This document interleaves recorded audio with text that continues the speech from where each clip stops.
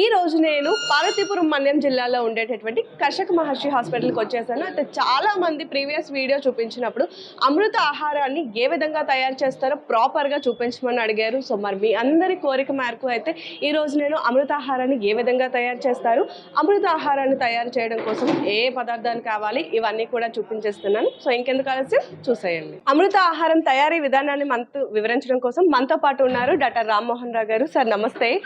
Sir ఇంతకు ముందు మనం చేసిన వీడియో అమృత ఆహారం, అది అంటే చాలా మంది జనాలు చూశారు. సో చాలా వాళ్ళు చూడడమే కాదు ఆచరిస్తున్నాం అని కూడా చెప్తున్నారు. చాలా బెనిఫిట్స్ కూడా వాళ్ళు పొందామని చెప్తున్నారు. అయితే అందరూ అడిగింది ఏంటి అంటే ఈ అమృత ఆహారాన్ని ఏ విధంగా తయారు చేసుకోవాలో ఒక ప్రాపర్ వీడియోలో చూపించండి అని అడిగారు. సో మరి వాళ్ళ కోరిక మేరకు ఈ రోజు మాకు అమృత ఆహారాన్ని ఏ విధంగా తయారు చేస్తారో చూపిస్తారా? అలాగేనమ్మా. ఇందులో మెయిన్ కాన్సెప్ట్ ఏంటంటే మనకి దేవుడు ఒక్కొక్క ఏరియాకు ఒక్కొక్కటి దొరికినట్టు ఎక్కువ ఆహార పదార్థాలు ఇచ్చారు. యాక్చువల్గా అయితే ఇన్ని అవసరం లేదు, కానీ దేవుడు ఎందుకు ఇచ్చాడు అంటే మనం ప్రశ్నించలేం. అందుకు ఇది ప్రపంచానికి పెద్ద ఆహార విప్లవంతో స్టార్ట్ అయిన అమెరికాలో ఆహార విప్లవం స్టార్ట్ అయింది. దానికి సంబంధించింది కాబట్టి ఎంత ఎగ్జిబిషన్లా పెట్టాము కాదు. These are all available. మనకి ఇవన్నీ మా భారతీపురంలో కూడా దొరికిన ఆహార పదార్థాలే ఇక్కడ పెట్టాం. ఇందులో ఒకటే కాన్సెప్ట్, ఎన్ని ఉంటే అన్ని, ఏ ఉంటే అవి. పేదవాళ్ళు ఉంటారు, 9 ధాన్యాలు చెప్తున్నాం, 9 పప్పులు, 9 పోపు గింజలు, ముందు 3 9 నవధాన్యాలు, 9 పప్పులు దేవుడిచ్చాడు, 9 రకాల పోపు గింజలు ఇంచుమించు దేవుడిచ్చాడు.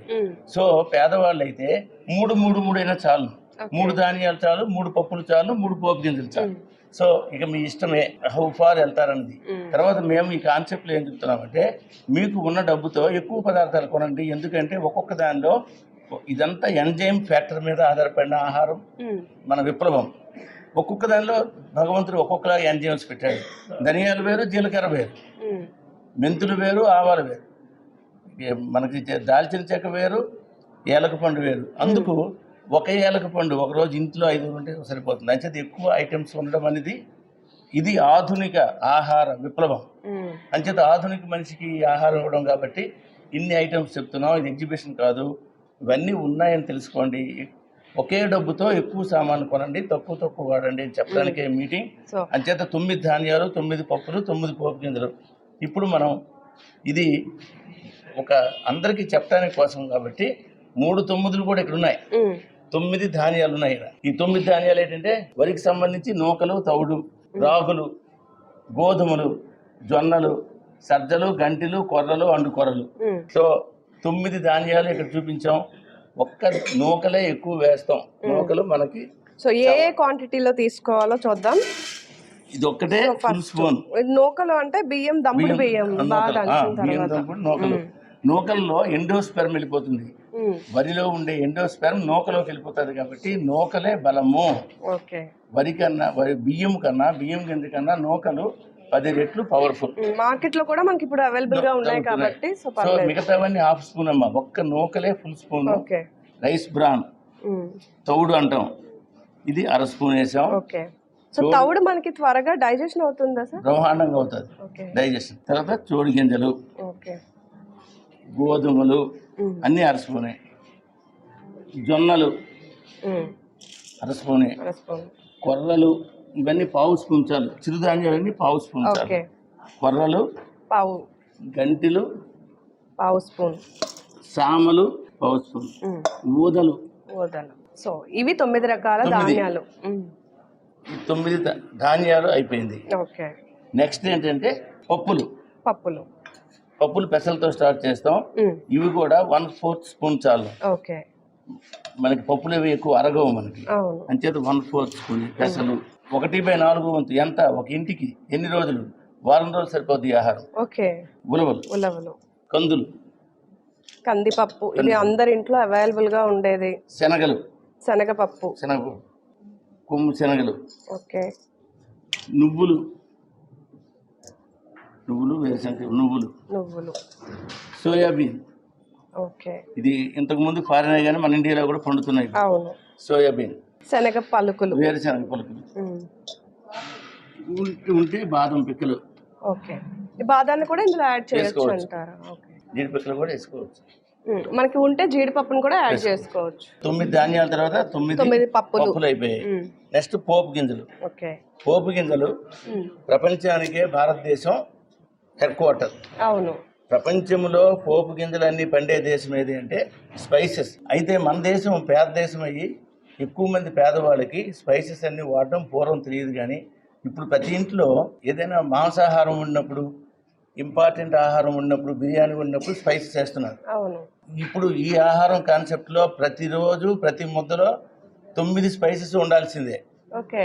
ప్రతి పూట ఆహారంలో, ప్రతి చెంచా ఆహారంలో ఈ 9 ధాన్యాలు, 9 పప్పులు, 9 స్పైసెస్ ఉండాలి. అందుకే ఒకే దాంట్లో మనం కలిపిస్తున్నాం.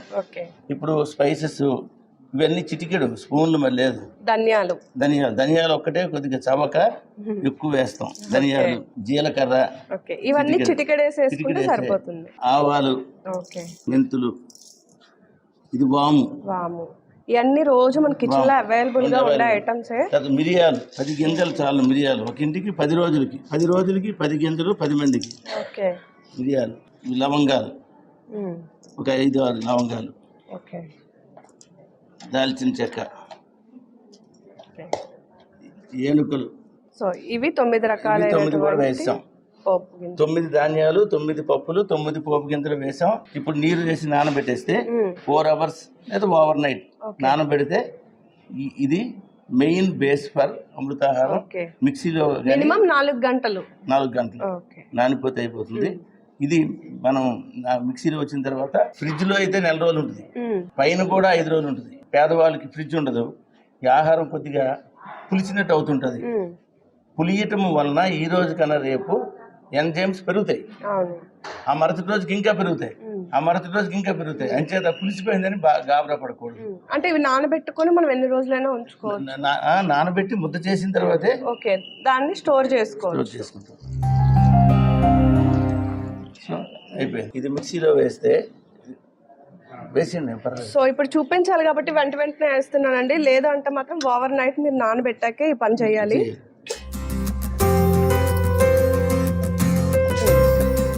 ఇప్పుడు మిక్సీలో వేసాం.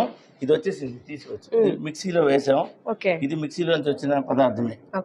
చేసిన తర్వాత అటువంటిది గోండి ఇలా ఉంటుంది ఈ మిశ్రమం.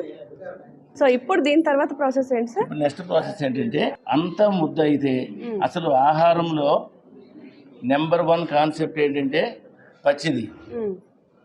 వేడి చేసినప్పుడు, ఉడకబెట్టినప్పుడు, వండినప్పుడు ఆహారంలో ఉండే ఎంజైమ్స్ 100% చచ్చిపోతాయి. అందుకని పచ్చిదే నానబెట్టి ముద్ద చేసాం. అంతా ముద్ద అయితే నవలం. మనం ఆహారము 30 సార్లు ఒక ముద్దను నవిలితేనే, ఉమ్మి కలిస్తేనే కడుపులోకి వెళ్ళాక ఎంజైమ్స్ రిలీజ్ అవుతాయి. మానవుడు ఉమ్మి అతి ఇంపార్టెంట్ ఎంజైమ్. అంచేది ఈ ఉమ్మి గురించి తెలియడానికి, ఉమ్మిలో ఉండే ఎంజైమ్స్ గురించి నోబెల్ ప్రైజ్ 3-4 ఇచ్చారు. అంచేది ఉమ్మి కలియాలంటే ముద్ద ఒకటే సరిపోదు, ముక్కలు ఉండాలి.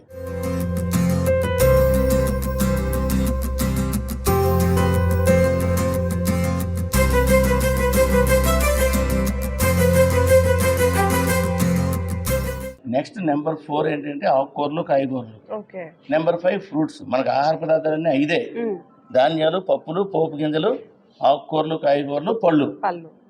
ఇప్పుడు ఆకుకూరలకు వస్తాం. ఆకుకూరలు చాలా వరకు మనం డైరెక్ట్గా ఆకుకూరలు ఇందులో వేసేయచ్చు. వేసేయచ్చు. ఆకుకూరలు డైరెక్ట్గా వేసి కలిపేస్తే ఇందులో ఎంత ఎంజైమ్స్ ఉంటాయంటే ఏ ఆకుకూరైనా మనం కలుపుకోవచ్చు. ఆకుకూరలు ఒక 5-6 ఉన్నాయి కదా. తోటకూర, గోంగూర, పాలకూర, మెంతికూర అన్ని కలిపేస్తాం. ఇవి ఇప్పుడు ఉన్నాయా, కొద్దిసేపు కలిపేసాకి ఎంజైమ్ ఫ్యాక్టర్స్ తో అప్పుడే డైజెషన్ స్టార్ట్ అయిపోతుంది. ఈ ఆకులు కొద్ది గంటలో మరి ఆకుల్లో ఉండవు, పాత్రలోనే డైజెషన్ స్టార్ట్ అయిపోతుంది. అంత పవర్ఫుల్. ఆకులు వేసాం. ఆకుల తర్వాత కాయగూరలు. ఇవి కాయగూరలు ముక్కలు. ఇవి బెండకాయ, దొండకాయ అన్ని. ఆకుకూరలు, కాయగూరలు, క్యారెట్, బీట్రూట్ ఇట్లాంటివన్నీ ముక్కలు. ఈ ముక్కలు ఎందుకంటే మనిషికి ముక్కలు పడితే గానీ నవ్వళ్ళు. నోట్లోకి వెళ్ళాక ముక్క అడ్డుపడాలి. సో మనకు దొరికే ఏ కూరగాయలైనా సరే మనం ఇందులో మిక్స్ చేస్తాం. నవ్వడం కోసం ముక్కలు వేస్తాం. ఇవన్నీ ఫ్రూట్స్, పళ్ళు. ఆకుకూరలు, కాయగూర తర్వాత పళ్ళు. మనకి ఏ పళ్ళు దొరికితే ఆ పళ్ళు అన్ని కలుపుకోవచ్చు. చివరికి ఒక జామకాయ అయినా ఉండాలి. కొబ్బరి ముక్కలు ఉల్లిపాయలు, ఎల్లుల్లిపాయలు, పచ్చిమిరపకాయలు.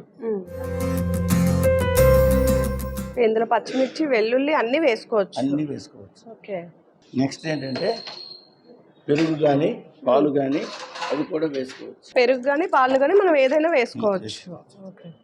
దీనికి ఏమైనా క్వాంటిటీస్ ఉంటాయా సార్, లేదా మనం తీసుకునే మోతాదు బట్టి వేసుకోవచ్చు? ఇందులో పెరుగు ఎందుకు అంటే అద్భుతమైన ప్రోబయోటిక్స్, బ్యాక్టీరియా పెరుగులో ఉంటాయి. ఓకే. అందుకు పెరుగు ఏంటంటే పేదవాళ్ళు అయితే ఒక ఇంట్లో అందరికీ ఒక గరిటె పెరుగు చాలు. అవును. అన్ని లో క్వాంటిటీస్ చాలు. ఓకే. అన్ని ఏంటో కలిపితే ఇది ఇక్కడే సగం డైజెషన్ స్టార్ట్ అయిపోతుంది మనం తినకముందే. ఇవన్నీ ఇలా కలిపి ఎంత టైం ఉంచాలి?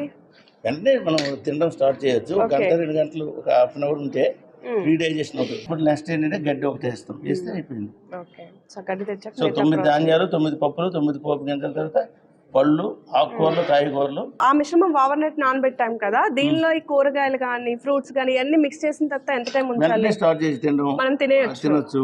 ఒక హాఫ్ అన్ అవర్. అంటే ఈ రోజు కన్నా రేపు ఇంకా బాగా డైజెస్ట్ అయి ఉంటాయి. అంచేత ఏమీ ప్రాబ్లం లేదు.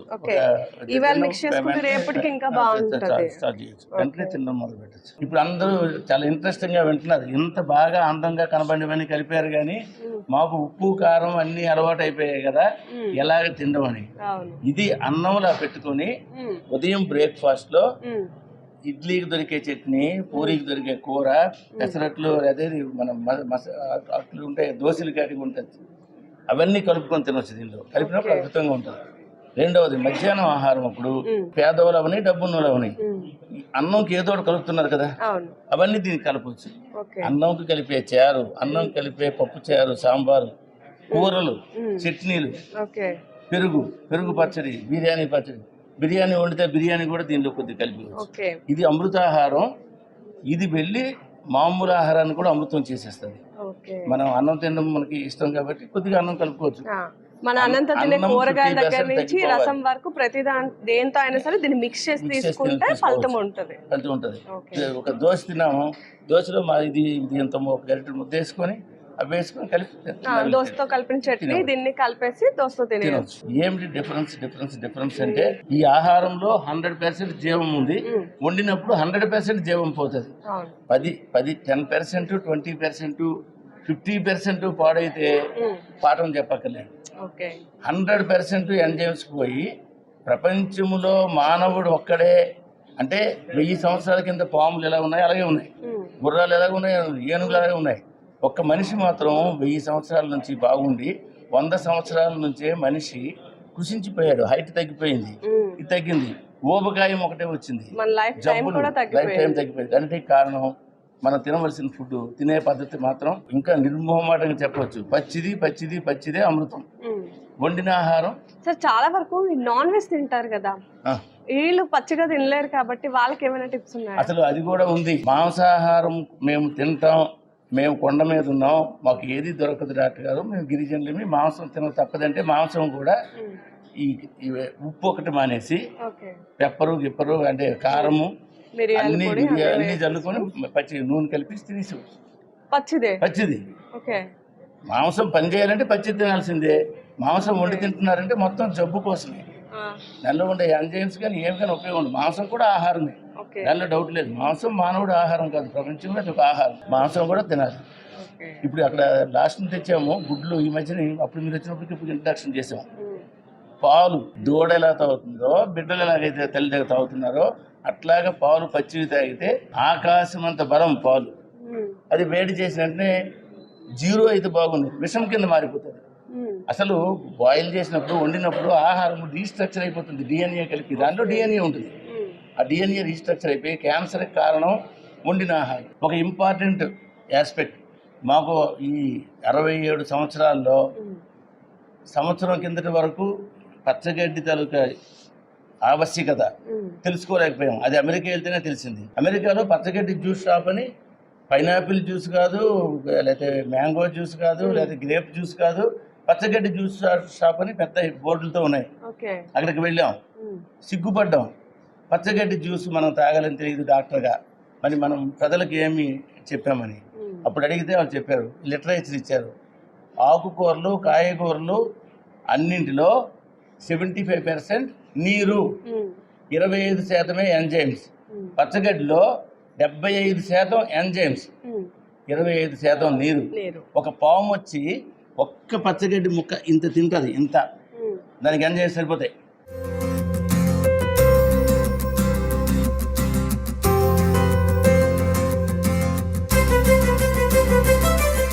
సరే, గడ్డి అంటే మనకి జనరల్ గా బయట దొరికేటటువంటిదా లేదా స్పెషల్ గోధుమ గడ్డి అవి అమెరికాలో పెంచుతారు. మన దేశంలో పచ్చగడ్డి అవైలబిలిటీ ఎక్కువ కాబట్టి, ఎంటైర్ కాశ్మీర్ తప్పించి మొత్తం దేశం అంతట్లో పచ్చగడ్డి దొరుకుతుంది కాబట్టి మనం గడ్డి పెంచవలసిన అవసరం లేదు. తర్వాత ఇంకొక కాన్సెప్ట్ ఉంది, ఏదైతే వేగం పెరుగుతుంది తక్కువ టైంలో పెరుగుతుందో అందులో వాటర్ ఎక్కువ, ఎంజైమ్స్ తక్కువ. ఏదైతే నీరు పోయకపోయినా ఏమీ చేయకపోయినా దాన్ని చంపుదామన్నా చంపకపోయినా అది సూపర్ ఫుడ్ అని మళ్ళీ అమెరికాలో రాశారు.